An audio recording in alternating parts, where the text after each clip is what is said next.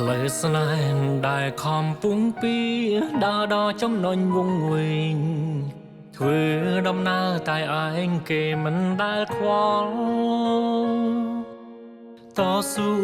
លះបង់ក្រុមយ៉ាងហន់ណាខ្ញុំតទួស្គាល់ហេតុផលប្រនាងសំខាន់លើក្រុមវ័យអ្វី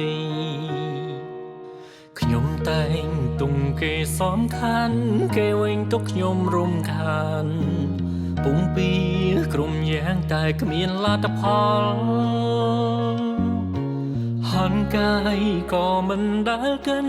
ហន់ចិនខ្ញុំមិនដែលខ្វល់ព្រោះចង់ឲ្យដើរដល់ចំណុចត្រូវការហើយត្រូវជឿដល់ណារស់ក្នុងសម្ពាធឯងកាបើស្នេហានេះលៀងបងតែមកខាងបិណ្ឌភ្នែកលួញយំក្នុងចិនធ្វើដោយខ្លួនឯងក្លាហានតែទៀតបិណ្ឌក្រុមយ៉ាងឈឺហួនីស័យមើលថែខ្លួនឲ្យ